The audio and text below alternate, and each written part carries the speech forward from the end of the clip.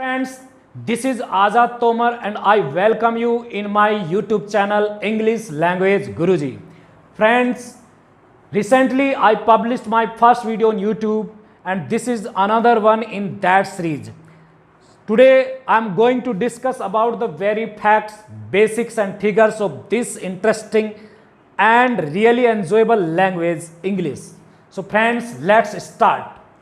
पहले हम दोस्तों बात कर लेते हैं लैंग्वेज की, लेकिन इससे भी पहले मेरी आपसे एक रिक्वेस्ट है कि आप इस वीडियो को शुरू से लेकर आखिर तक जरूर देखें, क्योंकि फ्रेंड्स तभी आपको ये पूरा जो मैं आज बताने जा रहा हूं, यहां पर आप 4 वर्ड्स देख पा रहे होंगे, इनके बारे में जो भी मैं बताने जा रहा हूं, अगर आप शुरू से लेकर आखिर तक देखेंगे तभी उसको आप समझ पाएंगे, तभी उसके बारे में आप जान पाओगे। तो let's begin with language. Friends, language होती क्या है, मैं आपके सामने कुछ पॉइंट्स यहां पर डिस्कस करूंगा। लैंग्वेज है क्या? To have a language is to possess a second soul. किसी ने ये खूब कहा है कि अगर हम किसी भाषा का ज्ञान रखते हैं, इसका मतलब है हमारे शरीर के अंदर दूसरी आत्मा है। और नेल्सन मंडेला जी ने भी खूब कहा है, जब उन्होंने लैंग्वेज के बारे में बोला था, उन्होंने कहा था जब भी हम किसी व्यक्ति से बातचीत करते हैं और उस भाषा में बातचीत करते हैं जिस भाषा को वो जानता है, तो ये भाषा उसके दिमाग को प्रभावित करती है। लेकिन अगर हम उस व्यक्ति से उस भाषा में बात करते हैं जो उसकी मदर टंग है, जो उसकी नेटिव लैंग्वेज है, तो ये भाषा उसके हृदय को प्रभावित करती है। इसका मतलब है दोस्तों, यानी कि लैंग्वेज का कितना बड़ा इंपैक्ट है, कितना बड़ा प्रभाव है, उसी प्रभाव को जानने के लिए आइए चलते हैं लैंग्वेज पर। दोस्तों, लैंग्वेज है क्या? लैंग्वेज दोस्तों एक सिस्टम है और प्रॉपर जगह पर जाने के लिए, प्रॉपर चीज को सीखने के लिए एक सिस्टम का जानना बहुत जरूरी है दोस्तों। जिस तरीके से अगर मैं बात करूं, हमें अगर मून पर जाना है, चांद पर जाना है, तो उसके लिए हमें एक प्रॉपर सिस्टम लेना ही लेना पड़ेगा दोस्तों। अगर हम वहां बाइक से जाएंगे तो नहीं जा सकते, गाड़ी से भी नहीं जा सकते, ट्रेन से भी नहीं जा सकते, प्लेन से भी नहीं जा सकते। तो दोस्तों उसके लिए एक प्रॉपर चैनल है, प्रॉपर सिस्टम है। तो दोस्तों उस सिस्टम का नाम है रॉकेट। यानी कि अगर हम रॉकेट लेते हैं तभी हम मून पर पहुंच सकते हैं। दोस्तों मैंने ये क्यों कहा? क्योंकि यहां पर इस भाषा का जो सिस्टम है, सीखने का जो सिस्टम है, उसी के बारे में बात कर रहा हूं। इसका मतलब ये हुआ दोस्तों, आपको प्रॉपर चैनल से गुजरना पड़ेगा, आपको ग्रामर भी सीखनी पड़ेगी, आपको अल्फाबेट भी सीखनी पड़ेगी। यानी कि एक प्रॉपर चैनल के थ्रू आपको जाना पड़ेगा, तभी आप इस भाषा को प्रॉपरली सीख पाएंगे। दोस्तों आइए चलिए डिस्कस करते हैं इस बारे में। मैंने इसे सिस्टम कहा है दोस्तों। लैंग्वेज एक सिस्टम है और ये सिस्टम है किस चीज के लिए? ये सिस्टम कम्युनिकेशन के लिए है दोस्तों, कम्युनिकेशन के लिए। तो सिस्टम ऑफ कम्युनिकेशन।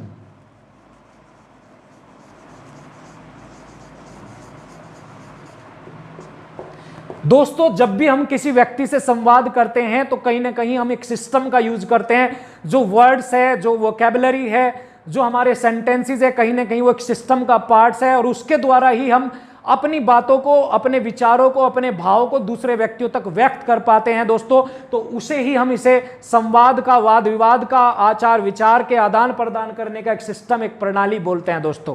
अगर मैं शुद्ध और बहुत ही स्पष्ट रूप में एक भाषा को वर्णित करता हूं, उसको परिभाषित करता हूं, तो मैं ये कह सकता हूं कि भाषा हमारे आचार विचार व्यवहार को व्यक्त करने का एक प्रॉपर माध्यम होती है।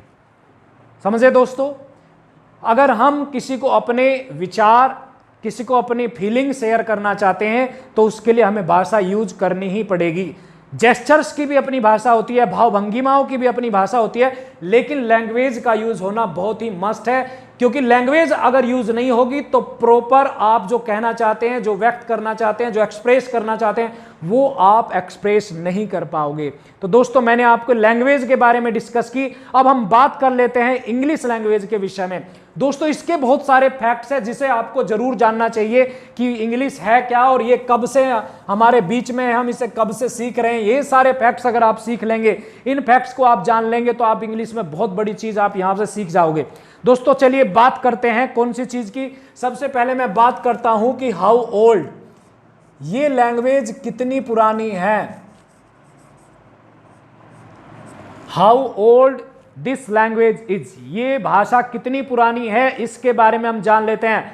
दोस्तों जितने भी अगर स्टडीज है या फिगर फैक्ट्स है तो मैं उनको अगर बात करूं तो उसके अनुसार हमारी जो अंग्रेजी भाषा है वो लगभग 1400 साल पुरानी है, near about approx 1400 years old.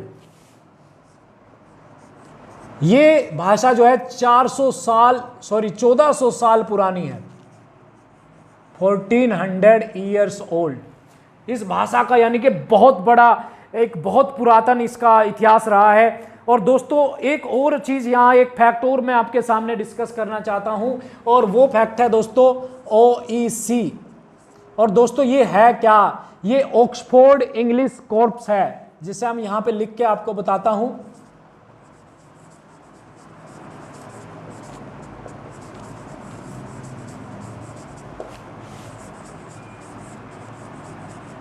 दोस्तों ये क्या है, मैं इसको यहां पे वर्णन क्यों कर रहा हूं, मैं यहां पर इसका जिक्र क्यों कर रहा हूं दोस्तों, ये आपके लिए बहुत जरूरी है जानना।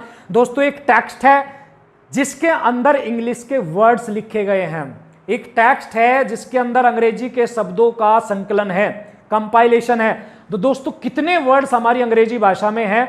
अगर मैं बात करता हूं नियर अबाउट 2 बिलियन वर्ड्स हमारी अंग्रेजी भाषा में है दोस्तों, 2.1। ये क्या डिपिक्ट करती है OEC कि हमारी अंग्रेजी भाषा में 2.1 बिलियन वर्ड्स का संकलन है। तो दोस्तों हुई ना अपने आप में एक पेक्यूलियर, एक अनूठी भाषा, एक बहुत ही इंटरेस्टिंग भाषा। दोस्तों अगर मैं बात करता हूं कि इस भाषा को कितने संसार में ऐसे कितने देश है जो इस भाषा का यूज करते हैं, कितने व्यक्ति है जो इस भाषा को बोलते हैं, तो यहां भी एक बहुत ही बड़ी इंटरेस्टिंग बात है दोस्तों। संसार की 1/3 population, 1/3 population of the world speak this language, use this language, write this language, read this language, know this language. संसार की 1/3 जनसंख्या इस भाषा को जानती है, चाहे वो बोलने में प्रयोग करती है, चाहे लिखने में या पढ़ने में प्रयोग करती है, लेकिन प्रयोग करती है। अगर मैं कहूं रफली एक आइडिया में अगर लूं, लगभग हमारे संसार की 7.8 बिलियन पॉपुलेशन है, 7.8 बिलियन, इतनी पॉपुलेशन हमारे संसार की है। तो इस भाषा के बोलने वाले कितने हैं? 1/3 part of the world's population, या हम ऐसे भी कर सकते हैं 1/3 world's population speak this language. दोस्तों इसलिए ही इस भाषा को लिंगुआ फ्रैंका भी कहा गया है। लिंगुआ फ्रैंका मैं क्यों कह रहा हूं, यहां पर मैं 2 वर्ड आपके सामने यूज करूंगा, लिंगुआ फ्रैंका एंड ग्लोबल लैंग्वेज। यहां पर एक वर्ड और मैं यूज कर रहा हूं, ग्लोबल लैंग्वेज। और ये दोनों ही बात मैं आपके सामने यहां पर डिस्क्राइब करने जा रहा हूं। लिंगुआ फ्रैंका का क्या मतलब होता है दोस्तों, मैं आपके सामने डिस्कस करता हूं। लिंगुआ फ्रैंका का मतलब वो भाषा जो संसार की डिफरेंट लैंग्वेज को असिस्ट करने के लिए, हेल्प करने के लिए यूज की जाती है, प्रयोग की जाती है, उस भाषा को हम लिंगुआ फ्रैंका कहते हैं। दोस्तों अंग्रेजी वास्तव में लिंगुआ फ्रैंका है, क्योंकि अंग्रेजी हमारे देश इंडिया में भी हिंदी भाषा को सपोर्ट करने के लिए, असिस्ट करने के लिए, हेल्प करने के लिए यूज की जाती है। इसी तरीके से number of countries in the world speak this language, यानी कि संसार के बहुत सारे ऐसे देश हैं जो इस भाषा को बोलते हैं। इसका मतलब है कि उनकी जो भाषा है, नेटिव लैंग्वेज है, उसको असिस्ट करने के लिए इस भाषा का प्रयोग किया जाता है। और ग्लोबल लैंग्वेज मैंने क्यों कहा है, क्योंकि this language is spoken all over the world, पूरे संसार में बोली जाती है, तो इसलिए ग्लोबली स्पोकन लैंग्वेज है, ग्लोबल लैंग्वेज है। दोस्तों इसके अलावा कुछ और फिगर और फैक्ट्स मैं आपके सामने यहां पर डिस्कस करूंगा, और मैं यहां पर एक बात आपके सामने डिस्कस करता हूं कि यहां पर कुछ पॉपुलर वर्ड्स भी इस भाषा के हैं जो हमें जरूर जानना चाहिए। कौन से वो पॉपुलर वर्ड्स है जो हमें जरूर जानने चाहिए? दोस्तों इस भाषा में बहुत सारे ऐसे वर्ड्स हैं जो बहुत ज्यादा यूज होते हैं, मोस्ट फ्रीक्वेंटली यूज्ड होते हैं। तो अगर मैं यहां बात करता हूं, सबसे पहले एक वर्ड है द, और ये एक आर्टिकल है साथियों, आर्टिकल, और ये ऐसा वर्ड है जो संसार में सबसे ज्यादा यूज किया जाने वाला वर्ड है, मोस्ट पॉपुलर भी है, अपने आप में प्रसिद्ध वर्ड।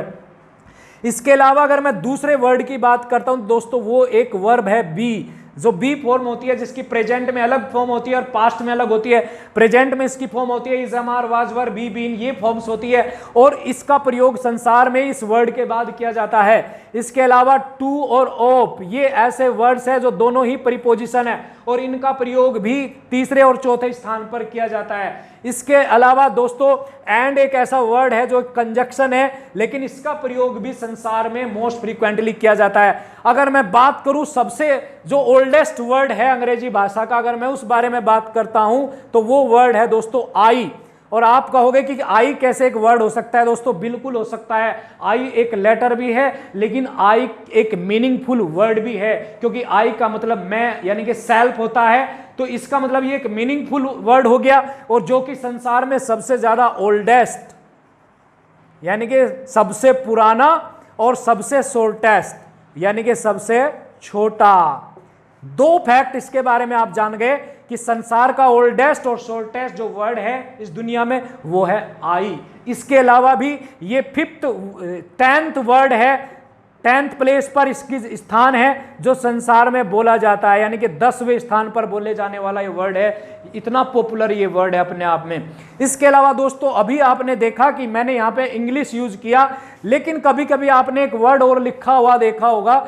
जब हम कई बार इंग्लिश से पहले एक आर्टिकल यूज कर लेते हैं तो इसका मतलब क्या होता है, आइए इस बारे में हम बात करते हैं। अगर इंग्लिश वर्ड से पहले द आर्टिकल यूज हो जाता है दोस्तों, तो इसका मीनिंग क्वाइटली चेंज हो जाता है, पूरी तरीके से बदल जाता है। और उसका मीनिंग क्या हो जाता है दोस्तों? वो हो जाता है the people of England who speak English.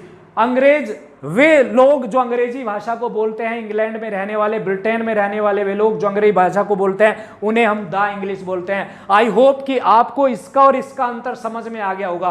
दोस्तों इंग्लिश क्या है? इंग्लिश एक लैंग्वेज है और इंग्लिश से पहले अगर हम एक आर्टिकल लगा देते हैं द इंग्लिश हो जाता है। इसका मतलब होता है the people of England, England के वासी, इंग्लैंड के लोग। दोस्तों इसके अलावा भी बहुत सारे फैक्ट्स हैं जो हम यहाँ पर डिस्कस कर सकते हैं। और एक बहुत ही क्वाइट पेक्यूलियर एक हमारे पास एक नॉलेज है इस बारे में, वो ये है कि संसार में जो पायलट्स ट्रेनिंग होती है, जो पायलट्स ट्रेनिंग आप देखते हैं वो जो होती है, तो वहां पे यहाँ पे ऐसी क्या चीज है जो मैं यहाँ पर जिसको मैं डिस्क्राइब करने जा रहा हूं, तो दोस्तों वही हम जी चीज बात कर लेता हूं मैं आपके साथ। दोस्तों पायलट्स ट्रेनिंग जब भी होती है, जिस भी देश में होती है, ध्यान से सुनिए दोस्तों, पायलट्स की ट्रेनिंग जिस भी देश में होती है, जब भी होती है, उन पायलट्स को इस भाषा का जानना मस्ट होता है, कंपलसरी होता है। यानी कि कम्युनिकेशन के लिए इंग्लिश लैंग्वेज का जानना पायलट्स के लिए नेसेसरी, कंपलसरी, मस्ट होता है दोस्तों। ये एक बहुत बड़ा फैक्ट है। यानी कि अंग्रेजी ऐसी भाषा है जिसे पूरे संसार के जो पायलट्स हैं वो जरूर यूज करते हैं और उन्हें इसे यूज करना ही करना पड़ता है। एक और फैक्ट अगर मैं इसके बारे में डिस्कस करूं तो दोस्तों वो क्या है कि संसार का जो सबसे शॉर्टेस्ट सेंटेंस है, वो मैं आज उसके बारे में आपके साथ डिस्कस करना चाहता हूं। तो मैं आपको shortest sentence of the world यहां पर उसको मैं बताऊंगा। तो दोस्तों shortest sentence of the world है आई एम।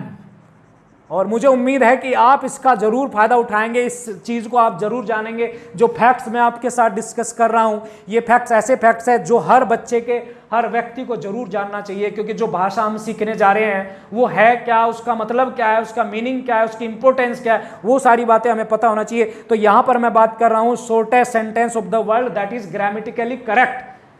वह वाक्य जो व्याकरण रूप से पूरी तरीके से शुद्ध होता है और सबसे छोटा भी है दोस्तों, वह वाक्य है आई एम। अब आप कहेंगे कि इसका यूज तो ऐसे नहीं होता, लेकिन मैं आपको बता दूं, अगर आपसे पूछता है कि हु आर यू, तो आप आंसर देते हैं आई एम ए बॉय, या फिर आपसे कुछ पूछता है हु इज देयर, अगर कोई आपसे पूछता है कि कौन है वहां, तो आप जवाब देते हैं इट इज आई, मैं हूं। ये भी, इसका मीनिंग भी मैं हूं होता है। लेकिन दोस्तों अगर आपसे किसी ने क्वेश्चन पूछा Rahul, yes I am, are you Rahul, I am, तो दोस्तों इस तरीके से भी इसका प्रयोग किया जा सकता है। तो दोस्तों आपने इंग्लिश भाषा के बारे में कुछ फैक्ट्स और फिगर जाने, क्योंकि समय कम होता है, एक वीडियो में ज़्यादा लंबा भी कई बार बोरिंग हो जाता है, तो मैं कुछ फैक्ट्स यहाँ पर और भी डिस्कस करूँगा, लेकिन मैं इससे पहले ये जो ग्रामर और अल्फ़ाबेट है इसको यहाँ पर एक्सप्लेन करता हुआ चलूँगा। दोस्तों हमने बात की है अभी इंग्लिश की, और अभी हम बात करने जा रहे हैं ग्रामर और अल्फ़ाबेट की। दोस्तों तो दोस्तों ग्रामर क्या है और ग्रामर क्यों जरूरी है, क्या ये सीखनी पड़ती है, क्या इसका सीखना जरूरी है, ये कुछ क्वेश्चंस है जिनका जवाब मैं आपको दूंगा आज अपनी इस वीडियो के तहत। और मुझे उम्मीद है कि आप अभी भी इस वीडियो को देख रहे हैं और अंत तक आप देखेंगे, मुझे पूरी उम्मीद है। दोस्तों ग्रामर क्या है, जिस तरीके से लैंग्वेज एक सिस्टम ऑफ कम्युनिकेशन है, इसी तरीके से ग्रामर क्या है, एक system of language learning language. यहां पे इसको हम लिख सकते हैं इस तरीके से, a system of learning language, system of